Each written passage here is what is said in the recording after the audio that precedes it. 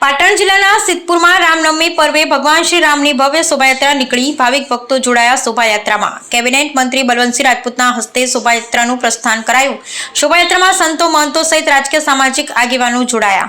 Cabinet મંત્રી બલવંતસિંહ રાજપૂતના હસ્તે ભગવાન શ્રી રામના જન્મોત્સવ પર્વ નિમિત્તે નીકળેલી શોભાયાત્રાનું પ્રસ્થાન કરાયું હતું।